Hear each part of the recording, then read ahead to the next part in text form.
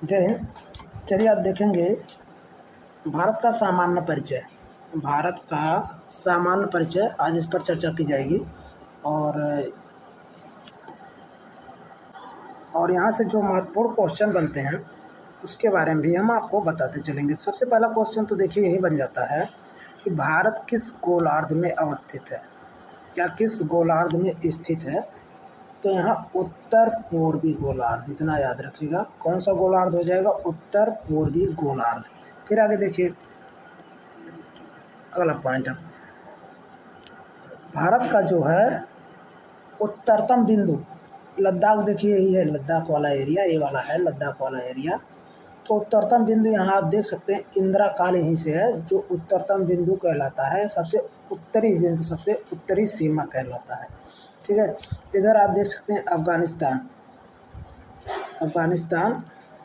भारत से अफगानिस्तान 160 किलोमीटर की दूरी पर स्थित है। फिर आगे देखिए इधर पाकिस्तान वाला एरिया, और ये वाला क्वेश्चन हम आपको बता चुके थे, पाकिस्तान से भारतीय राज्य कितने हैं जो मिलते हैं, तो ट्रिक के माध्यम से हमने इससे पहले वाली वीडियो में बताए हैं। ठीक है, फिर आगे देखिए यहाँ एक क्वेश्चन और बनता है, भारत पाकिस्तान सीमा 3323 किलोमीटर, 3323 किलोमीटर, और भारत चीन सीमा 3488 किलोमीटर, इतना है। फिर आगे देखिए इसी तरह हम बताते चलेंगे एक एक पॉइंट को। आगे देखिए भारत चीन सीमा, भारत नेपाल सीमा 1751 किलोमीटर, 1751 किलोमीटर ये सीमा बनाती है इस तरह से। दिल्ली आपकी राजधानी है तो ये भारत का पता है। फिर आगे भारत भूटान सीमा 699 किलोमीटर, 699 किलोमीटर इसकी सीमा बनाती है। फिर आगे एक क्वेश्चन और यहाँ थोड़ा देखिए, इसको थोड़ा ऊपर करें। हाँ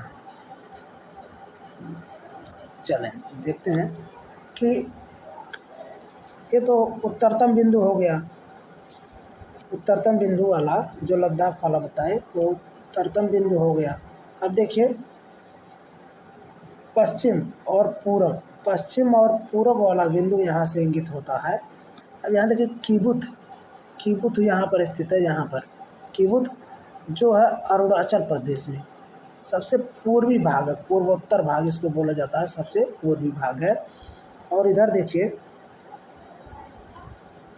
सबसे पश्चिम यानी पश्चिमी भाग, सबसे पश्चिमी सीमा वाला क्षेत्र हो जाएगा यहाँ गौर माता, यानी गुजरात में। क्या हो जाएगा? गौर माता गुजरात में। सुदूर पश्चिमी बिंदु उसको कहा जाता है, सुदूर पश्चिमी बिंदु। और ये जो दूरी है, ये दूरी कितनी है? 2933 किलोमीटर। पूरब से पश्चिम की जो दूरी है 2933 किलोमीटर, ये भी क्वेश्चन बहुत पूछता है। और उत्तर से दक्षिण की जो दूरी हो जाएगी 3214 किलोमीटर। तो इतना ये सब याद रखिएगा। फिर आगे देखिए इसमें सिर्फ सामान्य परिचय होगा, बहुत ज़्यादा और मतलब गहराई में नहीं जाएंगे। फिर आगे देखिए भारत म्यांमार सीमा 1643 है, 1643 किलोमीटर। ठीक है, 1643 किलोमीटर। फिर देखिए अगला भारत और बांग्लादेश सीमा, इसका है थोड़ा सा यहाँ स्पष्ट नहीं है लेकिन हम लिख दे रहे हैं 4096, फिर से लिख दे रहे हैं 4096 किलोमीटर इसकी सीमा बनती है। फिर आगे आइए और नीचे एक चीज़ और देखिए, कभी कभी पूछ लेता अरब सागर किधर है और बंगाल की खाड़ी किधर है। तो भारत के दक्षिण में अरब सागर, दक्षिण पश्चिम में अरब सागर, और उत्तर पूर्व में बंगाल की खाड़ी, उत्तर पूर्व में बंगाल की खाड़ी, इतना ध्यान रखिएगा। फिर आगे आइए नीचे और यहाँ देखिए भारत की मुख्य बिंदु मुख्य भूमि जो है दक्षिणतम बिंदु कन्याकुमारी, यहाँ देखिए केप कमोरिन, और यहाँ पाक जल संधि है तमिलनाडु। ये कभी कभी पूछ लेता पाक जल संधि का संबंध कहाँ से है, तो तमिलनाडु से है। इधर देखिए लक्षद्वीप हमेशा आपके बाएं पड़ेगा, जहाँ भी आप पढ़ रहे हैं। जैसे देखिए हम यहाँ पढ़ा रहे हैं ना, तो हमारा बाएं ये है, इधर लक्षद्वीप पड़ेगा, बाएं लक्षद्वीप, और दाएं आपके अंडमान निकोबार। कभी कभी यही पूछ लेता है क्वेश्चन, तो इतना आपको ध्यान रखना हो। फिर आगे देखिए ये भूमि से सटा हुआ सबसे दक्षिणतम बिंदु है, लेकिन अगर भूमि से सुदूर पूछता है, दूर पूछता है, तो इंदिरा पॉइंट हो जाएगा, या दक्षिणतम बिंदु पूछता है तब। आगे देखिए क्षेत्रफल की दृष्टि से भारत का कौन सा स्थान है, तो 7वां स्थान है। भारतीय भूभाग का विस्तार पूर्व से पश्चिम की ओर 2933 यानी 2933 किलोमीटर तथा उत्तर से दक्षिण की ओर 3214 किलोमीटर है। फिर आगे देखिए भारत का क्षेत्रफल विश्व के कुल क्षेत्रफल का 2.4% है। भारत का अक्षांशीय विस्तार जो है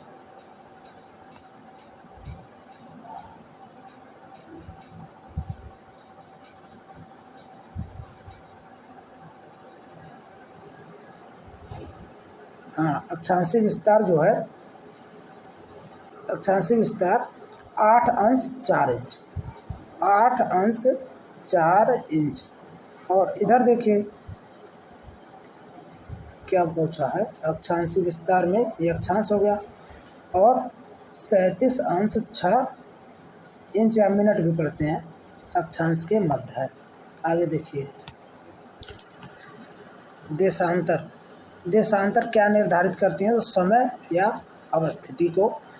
भारत मानक समय रेखा 82.5 अंश कितने राज्यों से, तो 5 राज्यों से होकर गुजरती है।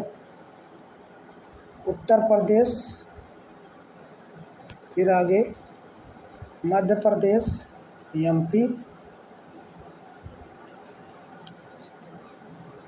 आंध्र प्रदेश, आंध्रा, उड़ीसा हम लिख दे रहे हैं, चाहे उड़ीसा लिखिए, और छत्तीसगढ़।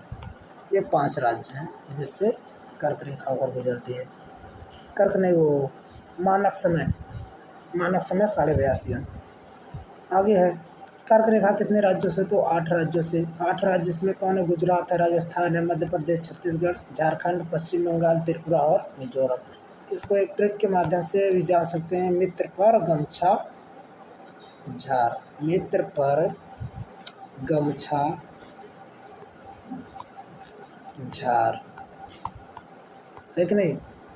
मिजोरम, त्रिपुरा और पास हो जाएगा पश्चिम बंगाल, फिर रास हो जाएगा राजस्थान, गा से गुजरात, मा से मध्य प्रदेश, छा से छत्तीसगढ़, झार से झारखंड। ठीक है।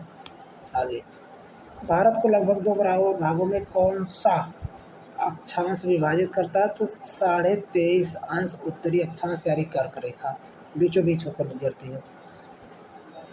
भारत के सबसे पश्चिमी बिंदु को गौर माता गुजरात में, और किबुथ जो अरुणाचल प्रदेश में सूर्योदय एवं सूर्यास्त में लगभग कितने घंटे का अंतर होता है, 2 घंटे का। मानक समय 82.5 अंश। ये किस शहर से होकर गुजरती है, तो प्रयागराज के निकट मिर्ज़ापुर से। भारतीय मानक समय IST ग्रीनविच मध्य समय GMT में कितने समय का अंतर है, तो 5.5 घंटे का इतना ध्यान रखें। ग्रीनविच यूरोप में पाया जाता है एक समय, यहीं से निर्धारित होता है, वहाँ का ग्रीनविच एक स्थान है, वहीं से निर्धारित होता है। फिर यदि भारतीय मानक यामोत्तर पर मध्याह्न है, तो 120 अंश पूर्वी देशांतर पर स्थानीय समय 2:30 अपराह्न होगा। भारत का सुदूर दक्षिणतम बिंदु इंदिरा पॉइंट है। इंदिरा पॉइंट ग्रेट निकोबार द्वीप समूह में स्थित है। भारत का एकमात्र जिला कौन सा है जो 4 राज्यों को स्पर्श करता है, सोनभद्र, उत्तर प्रदेश में है। भारत मानक समय और कर्क रेखा एक दूसरे को कहाँ पर काटती हैं, तो छत्तीसगढ़ में काटती हैं। कहाँ पर, छत्तीसगढ़ में। इसको छोटा थोड़ा करते हैं। हाँ आगे भारत की मुख्य भूमि की तटीय लंबाई 6100 किलोमीटर, 6100 ऐसे कह सकते हैं। म्यांमार की सर्वाधिक सीमा किस भारतीय राज्य से स्पर्श करती है? अरुणाचल प्रदेश से। जनसंख्या की दृष्टि से भारत का कौन सा स्थान है? दूसरा। पहले चीन है। असम की कुल सीमा कितने राज्यों एवं केंद्र शासित प्रदेशों को स्पर्श करती है? तो 7। असम की सीमा कुल कितने राज्यों एवं केंद्र शासित प्रदेशों को स्पर्श करती है? तो 7। रासद्वीप, नील द्वीप, हैवलॉक द्वीप का परिवर्तित नाम क्या है? नेताजी सुभाष चंद्र बोस द्वीप, शहीद द्वीप और स्वराज द्वीप। तीनों क्रम से ऐसे लिख लीजिएगा आप लोग, तीनों क्रम से ऐसे लिख सकते हैं, ठीक है। आगे देखिए, भारत किस जल संधि द्वारा श्रीलंका से पृथक होता है? तो पाक जल रंगो मध्य द्वारा। भारत का कौन सा राज्य 3 ओर से बांग्लादेश की सीमा से घिरा हुआ? तो त्रिपुरा। त्रिपुरा 3 ओर से घिरा हुआ है, त्रिपुरा, इसे याद रख लीजिए। त्रिपुरा कितनी? 3 ओर से।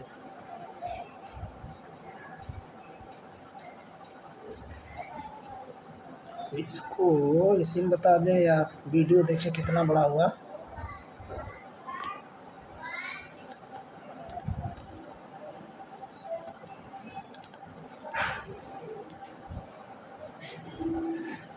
चलिए इसी में बता दे रहे हैं।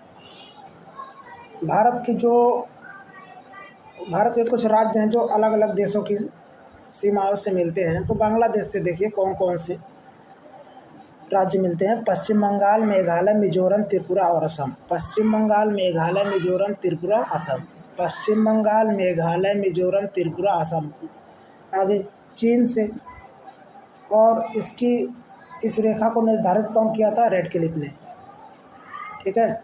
और चीन और भारत के बीच कौन सी रेखा? मैकमोहन रेखा। तो मैकमोहन ने इसको निर्धारित किया था। तो इससे कौन कौन से राज्य लगते हैं? लद्दाख है, हिमाचल प्रदेश है, उत्तराखंड है, सिक्किम है, अरुणाचल प्रदेश।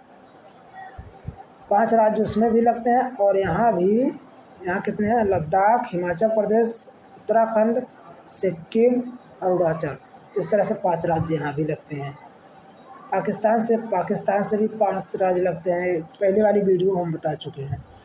गुजरात है, राजस्थान है, पश्चिम बंगाल है, और नहीं, पंजाब है, जम्मू कश्मीर और लद्दाख है। गुजरात, राजस्थान, पंजाब, जम्मू कश्मीर और लद्दाख। पश्चिम बंगाल तो इधर आ जाएगा, बहुत अंतर है।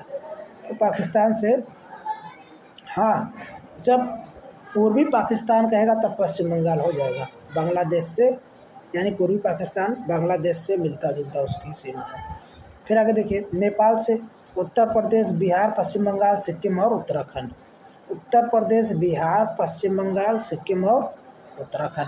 म्यांमार से अरुणाचल प्रदेश, नागालैंड, मिजोरम, मणिपुर। अरुणाचल, नागालैंड, मिजोरम, मणिपुर, ये म्यांमार से। अब भूटान से देखिए, पश्चिम बंगाल है, सिक्किम है, अरुणाचल प्रदेश है और असम है। 4 राज्य, अधिकतर 5 राज्य इंगित करते हैं।